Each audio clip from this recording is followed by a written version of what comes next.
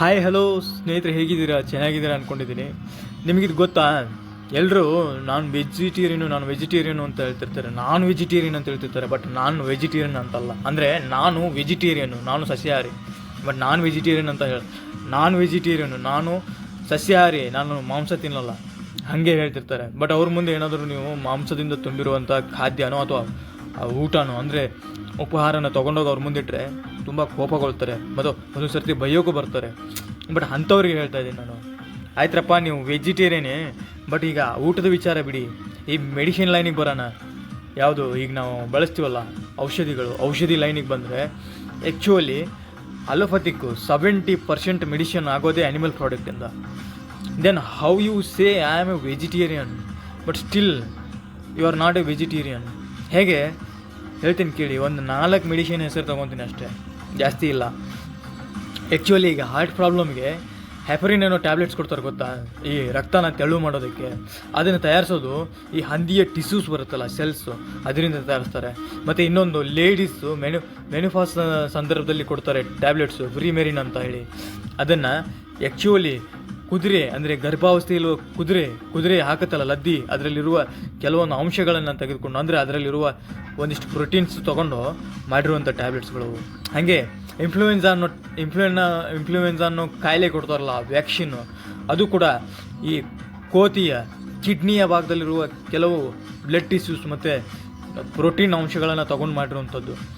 ಇನ್ನೂ ಬಿಡಿ, ಯಾವುದು ಈ ಥೈರಾಯ್ಡ್ ಕೂಡ ಹಂದಿಯ ಥೈರಾಯ್ಡ್ ಗ್ರಂಥಿಯಿಂದ ತೆಗೆದುಕೊಂಡಿರುವಂಥ ಕೆಲವೊಂದು ಟಿಶ್ಯೂಸ್ ಅನ್ನೋಕ್ಕಿಂತ ಅದರಲ್ಲಿರೋ ದ್ರವ ತೊಗೊಂಡಿರ್ತಾರಲ್ಲ, ಅದರಿಂದ ಮಾಡಿರ್ತಾರೆ. ಆಯ್ತು ಬಿಡಪ್ಪ, ನನಗೆ ಯಾವುದು ಆ ರೀತಿ ಅಂದಂಥ ಇದಿಲ್ಲ, ಏನಂದರೆ ರೋಗ ಇಲ್ಲ. ಬಟ್ ಆ ರೀತಿ ನಾನು ಇವೆಲ್ಲ ಕಾಯಿಲೆಗಳಿಲ್ಲ. ಬಟ್ ನಾನು ಹೇಗೆ ನಾನು ವೆಜಿಟೇರಿಯನ್ ಆಗ್ತೀನಿ? ಎಸ್, ನೀವು ಕೂಡ ಎಲ್ಲೋ ಚೇಳು ಇಲ್ಲ ಹಾವು ಏನೋ ಕುಟ್ಕುತು ಅಂತ ಇಟ್ಕೊಳ್ಳಿ, ಅದಕ್ಕೆ ಕೊಡುವಂಥ ಆ್ಯಂಟಿವೆನಮ್ ಇರುತ್ತೆ ಗೊತ್ತಾ, ಅದರಲ್ಲೂ ಕೂಡ ಕುದುರೆ ಮತ್ತು ತೋಳದ ದೇಹದ ರಕ್ತದಲ್ಲಿರುವ ಪ್ರೋಟೀನ್ ಅಂಶ ಬಳಸಿರ್ತಾರೆ. ಹಾಗಾದರೆ ನೀವು ಕೂಡ ನಾನ್ ವೆಜಿಟೇರಿಯನ್ ಅಂತ ಆಯ್ತಲ್ಲ.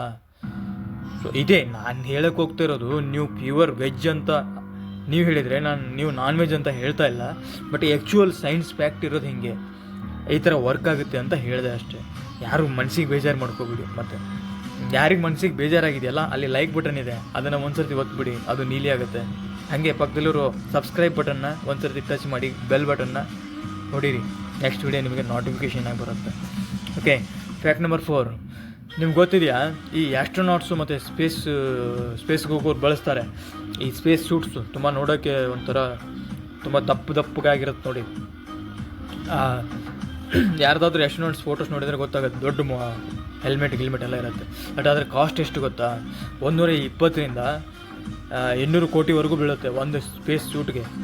ಬಟ್ ವಿತೌಟ್ ಸ್ಪೇಸ್ ಸೂಟು ನಾವು ಸರ್ವೈವ್ ಮಾಡ್ಬೋದಾ ಸ್ಪೇಸಲ್ಲಿ? ಈಗ ಮಂಗಳಿನ ಮೇಲೋ ಚಂದ್ರನ ಮೇಲೋ ಅಥವಾ ಇನ್ನೆಲ್ಲೋ ಸರ್ವೈವ್ ಮಾಡ್ಬೋದಾ? ಅಲ್ಲಿ -70ಕ್ಕಿಂತ ಜಾಸ್ತಿ ಟೆಂಪ್ರೇಚರ್ ಇರುತ್ತೆ.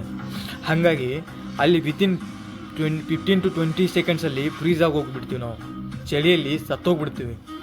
ಆದರೆ ಒಂದು ವೇಳೆ ಸರ್ವೈವ್ ಮಾಡಿದರೂ ಕೂಡ ವಿತಿನ್ ½ an hour ನಿಮ್ಮ ಬಾಡಿ ಬಲೂನ್ ಥರ ಊದ್ಕೊಂಡು ಒಡೆದೋಗುತ್ತೆ. ಯಾಕಂದರೆ ಅಲ್ಲಿ ಹೊರಗಡೆ ಪ್ರೆಷರ್ ಇಲ್ಲ, ಅಟ್ಮಾಸ್ಫಿಯರ್ ಪ್ರೆಷರ್ ತುಂಬ ಜೀರೋ ಇದೆ. ಹಾಗಾಗಿ ಒಳಗಡೆ ನಮ್ಮ ಬಾಡಿಯಲ್ಲಿ ರಕ್ತ ಸಂಚಾರ ಇರುತ್ತಲ್ಲ, ಬ್ಲಡ್ ಪ್ರೆಷರು ಅದು ಜಾಸ್ತಿಯಾಗಿ ಮನುಷ್ಯನಿಗೆ ಊದ್ಕೊಂಡು ಒಡೆದೋಗುತ್ತೆ.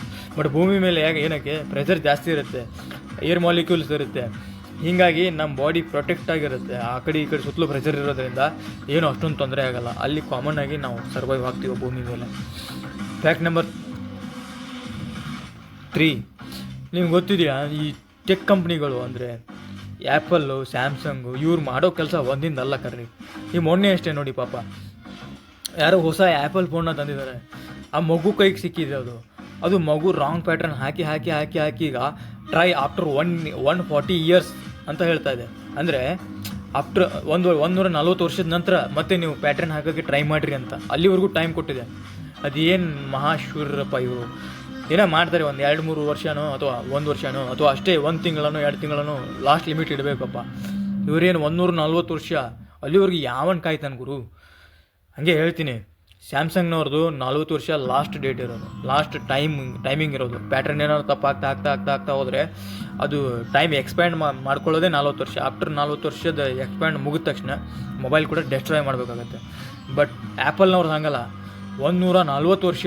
ಒಬ್ಬೊಬ್ಬ ಯಾರು ಕಾಯ್ತಾರೆ ಗುರು, ನಾನು ಮೊಬೈಲ್ ತೊಗೊಂಡ್ರೆ ನನ್ನ ಮಕ್ಕಳು ಜೊತೆಗೆ ನನ್ನ ಮೊಮ್ಮಕ್ಕಳು ಯೂಸ್ ಮಾಡಬೇಕು ಅದನ್ನು. ಆವಾಗ ಏನಾದರೂ ನಾನು ನನ್ನ ಪೀಳಿಗೆಗೆ ಆ ಕೋಡ್ನ, ಇಲ್ಲ ನಾನು ಈ ಥರ ಪಿನ್ ಇಟ್ಟಿದ್ದೆ, ಇದನ್ನು ನೀನು ನೆನಪು ಮಾಡ್ಕೊ, ಆ್ಯಪಲ್ ಫೋನು 140 ವರ್ಷ ಆದಮೇಲೆ ಈ ಪಿನ್ ಹಾಕಿನೇ ಯೂಸ್ ಮಾಡು, ಅದರಲ್ಲಿ ತುಂಬ ಇಂಪಾರ್ಟೆಂಟ್ ಡೇಟಾಸ್ ಇದೆ ಅಂತ ಹೇಳಬೇಕಾಗತ್ತೆ. ಸೊ ಏನು ನೋಡ್ರಿ ಏನೇನು ಮಾಡ್ತಾರೋ ಏನೋ. ಫ್ಯಾಕ್ಟ್ ನಂಬರ್ 2, ನಿಮ್ಗೆ ಗೊತ್ತಿದೆಯಾ ಈ ಬ್ಯಾಟ್ರಿ, ನೀವು ಇವನು ಯೂಸ್ ಮಾಡ್ತೀರಾ, EV ವೆಹಿಕಲ್ಸ್ ಯೂಸ್ ಮಾಡ್ತಿದ್ದೀರಾ ಅಂತ ಇಟ್ಕೊಳ್ಳಿ. ಬ್ಯಾಟ್ರಿ ಎಷ್ಟು ಬೇಗ ಕೆಟ್ಟೋಗುತ್ತೆ, 2 ವರ್ಷಕ್ಕೆ ಒಂದು ಸರ್ತಿ 3 ವರ್ಷಕ್ಕೆ ಒಂದು ಸರ್ತಿ ಬ್ಯಾಟ್ರಿ ಚೇಂಜ್ ಮಾಡ್ತಾ ಇರಬೇಕು. ಅಥವಾ ಈ ಮೊಬೈಲ್ದೇ ಇಟ್ಕೊಳ್ಳಿ, ಒಂದು 3-4 ವರ್ಷ ಚೆನ್ನಾಗಿ ಬಂದರೆ 4ನೇ ವರ್ಷದ ನಂತರ ಅದು ಫುಲ್ ಬ್ಯಾಟ್ರಿ ಮಾಡಿದರೂ ಕೂಡ 1.5 hour ಬರೋಲ್ಲ. ಅವಾಗ ಏನು ಅನ್ಸುತ್ತೆ, ಯಾವನ್ ಗುರು ಇದನ್ನು ಕಂಡುಹಿಡಿದದ್ದು, ಒಂದು 10 ವರ್ಷ 20 ವರ್ಷ ಏನಾದರೂ ಬರಬಾರ್ದು ಅಂತ ಬೈಕೊಂಡಿರ್ತೀರ. ಎಸ್, ಅಫ್ಕೋರ್ಸ್ ಬೈಕೊಳ್ಳೇಬೇಕು. ಬಟ್ ಇಷ್ಟೊಂದು ಅಡ್ವಾನ್ಸ್ಡ್ ಆಗಿದ್ದೀವಿ ನಾವು ಟೆಕ್ನಾಲಜಿಯಲ್ಲಿ, ಬಟ್ ಇನ್ನೊಂದು ಜಾಸ್ತಿ ವರ್ಷ ಸರ್ವೈವ್ ಮಾಡುವಂಥ ಬ್ಯಾಟ್ರಿ ಮಾಡೋಕ್ಕಾಗಿಲ್ಲ ನೋಡುವಂಥ ಬೈಕೊಂತೀವಿ. ಬಟ್ ಅದಕ್ಕೂ ಒಂದು ಸನ್ನಿಹಿತ ಕಾಲ ಬಂದಿದೆ. ಹೆಂಗೆ ಗೊತ್ತಾ, ಕಾರ್ಬನ್-14 ಮತ್ತು ಡೈಮಂಡನ್ನು ಬಳಸ್ಕೊಂಡು ಬ್ಯಾಟ್ರಿನ ರೆಡಿ ಮಾಡಿದ್ದಾರೆ. ಆ್ಯಕ್ಚುಲಿ ಅದು ವಿಕಿರಣದ ಮೂಲಕ, ಅಂದರೆ ಕಾರ್ಬನ್ ಫೈಬರು ರಿಯಾಕ್ಟ್ ಮಾಡುತ್ತೆ ಡೈಮಂಡ್ ಜೊತೆಗೆ, ಆ ವಿಕಿರಣದ ಮೂಲಕ ಪವರ್ ಪ್ರೊಡ್ಯೂಸ್ ಆಗುತ್ತೆ. ಆ ಬ್ಯಾಟ್ರಿನ ಮಾಡಿದ್ದಾರೆ. ಬಟ್ ಅದರ ಎಕ್ಸ್ಟೆನ್ಷನ್ ಅಂದರೆ ಟೈಮು, ಅದು ಎಷ್ಟು ವರ್ಷ ವ್ಯಾಲಿಡಿಟಿ ಇರುತ್ತೆ, ವ್ಯಾಲಿಡಿಟಿ ಅನ್ನೋಕ್ಕಿಂತ ಅದು ಎಷ್ಟು ವರ್ಷ ಬಾಳುತ್ತೆ, 10,000 ವರ್ಷ ಅಂತ ಹೇಳಿದ್ದಾರೆ. 10,000 ವರ್ಷ. ಯಾಕಂದರೆ ಈ ಕಾರ್ಬನ್-14 ಇದೆಯಲ್ಲ, ಇದ್ರದ್ದು ಹಾಫ್ ಆಫ್ ಲೈಫ್ ಇರೋದೇ 5,700 ವರ್ಷ. ಅಂದರೆ 1 kg ಕಾರ್ಬನ್-14 ಇದೆಯಲ್ಲ, ಅದನ್ನು ಅರ್ಧ kg ಮಾಡ್ಬೇಕಾದ್ರೆ 5,700 ವರ್ಷ ಬೇಕಾಗುತ್ತಂತೆ. ಹಾಗಾಗಿನೇ 1 kg ಕಾರ್ಬನ್ನ ಕಂಪ್ಲೀಟ್ ಮಾಡಬೇಕಾದ್ರೆ 10,000ಕ್ಕೂ ಅಧಿಕ ವರ್ಷ ಬೇಕಾಗುತ್ತೆ. ಹಾಗಾಗಿ 10,000 ವರ್ಷ ಆ ಬ್ಯಾಟ್ರಿ ಬಾಳುತ್ತೆ ಅಂತ ಹೇಳ್ತಾರೆ. ಹೆಂಗೆ ಚಾರ್ಜಿಂಗ್ ಮಾಡದಿದ್ರು ಬರುತ್ತಾ? ಇಲ್ಲ, ಅದು ಕೂಡ ಯುರೇನಿಯಂ ರಿಯಾಕ್ಟರ್ಗಳು ಇರ್ತಲ್ಲ, ಅಣು ರಿಯಾಕ್ಟರ್ಗಳು, ಆ ಥರನೇ ಈ ಬ್ಯಾಟ್ರಿ ಒಳಗಡೆನೂ ಆ ಕಾರ್ಬನ್-14 ಇದೆಯಲ್ಲ, ಅದು ಡೈಮಂಡ್ ಜೊತೆಗೆ ರಿಯಾಕ್ಟ್ ಮಾಡುತ್ತೆ. ರಿಯಾಕ್ಟ್ ಮಾಡಿ ಹೊರಗಡೆ, ಅಂದರೆ ಔಟ್ಪುಟ್ ನಮಗೆ ಏನಂತಾರೆ, ಕರೆಂಟ್ ಕೊಡುತ್ತೆ ಹೊರಗಡೆ. ಚಾರ್ಜಿಂಗ್ ಅಂದರೆ ಪವರ್ ಸಪ್ಲೈ ಮಾಡುತ್ತೆ ಹೊರಗಡೆ. ಇದು ಅರ್ಥ ಆಯಿತು ಅಂತ ಅಂದ್ಕೊಂಡಿದ್ದೀನಿ. ಇದ್ರ ಬಗ್ಗೆ ನಾನು ನೋಡೋಣ ನೆಕ್ಸ್ಟ್ ವೀಕಲ್ಲಿ. ಇದ್ರ ಬಗ್ಗೆ ಸ್ಪೆಷಲಾಗಿ ಒಂದು ವಿಡಿಯೋನ ಮಾಡ್ತೀನಿ.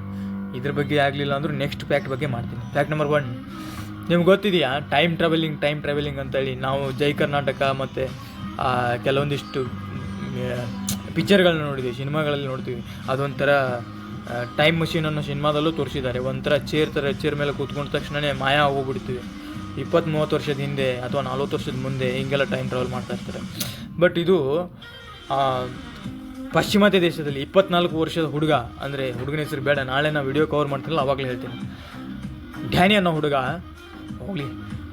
ಹುಡುಗ ಒಂದು ಮೆಷಿನ್ನ ಕಂಡುಹಿಡಿತಾನೆ. Jacobs ladder ಕಂಡುಹಿಡಿಯೋಕೆ ಹೋಗಿರ್ತಾನೆ. ಅವನು ಆ್ಯಕ್ಚುಲಿ ಅದು 2 ತಂತಿಗಳ ಮಧ್ಯೆ ಹೈ ವೋಲ್ಟೇಜ್ನ ಕೊಟ್ಟರೆ ಅದು ಒಂಥರ ಆರ್ಕ್ ಬರುತ್ತೆ. 2 ತಂತಿಗಳ ಮಧ್ಯೆ ಆರ್ಕ್ ಬರುತ್ತಲ್ಲ, ಅದು ಆರ್ಕ್ ಮೇಲೆ ಹೋಗುತ್ತೆ.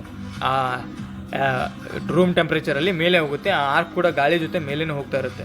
ಈ ಥರ ಒಂದು ಜೇಕಬ್ ಲ್ಯಾಡರ್ ಮಷಿನ್ನ ಮಾಡೋಕ್ಕೆ ಹೋಗಿ ಅವನು ಒಂದು TCನ ತರ್ತಾನೆ. ಅಲ್ಲೇ ಅವ್ರ ಮನೆ ಪಕ್ಕದಲ್ಲಿರುವಂಥ ಒಂದು ಪವರ್ ಸ್ಟೇಷನಲ್ಲಿ ಒಂದು 2-3 ವೇಸ್ಟ್ TC ತೊಗೊಂಬಂದು ಮನೇಲಿ ಹಚ್ಚಿ ಏನೋ ಮಾಡೋಕ್ಕೆ ಹೋಗ್ತಾನೆ ಆ ಜೇಕಬ್ ಲ್ಯಾಡರ್ ಮಷಿನ್ನ.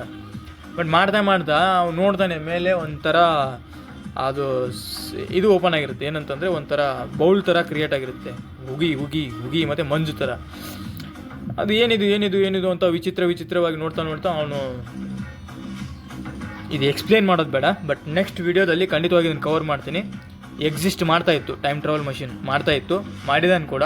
ಆತ 2-3-4 ಸೆಕೆಂಡಲ್ಲಿ 2 ವರ್ಷ ಮುಂದೆನೂ ಹೋಗಿದ್ದಾನೆ. ಹಾಗೆ ಒಂದು 5-6 ಸೆಕೆಂಡಲ್ಲಿ 1920ಕ್ಕೂ ಹೋಗಿದ್ದಾನೆ. ಅವ್ರ ಬಗ್ಗೆ ಆರ್ಟಿಕಲ್ ಕೂಡ ಇದೆ ಆನ್ಲೈನಲ್ಲಿ.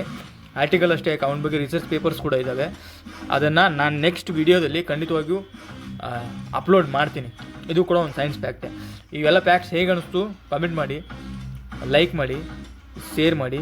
ಹಾಗೆ ಸಾಧ್ಯವಾದಷ್ಟು ಈ ವಿಡಿಯೋನ ಎಲ್ರಿಗೂ ತಲುಪಿಸೋಕ್ಕೆ ಟ್ರೈ ಮಾಡಿ.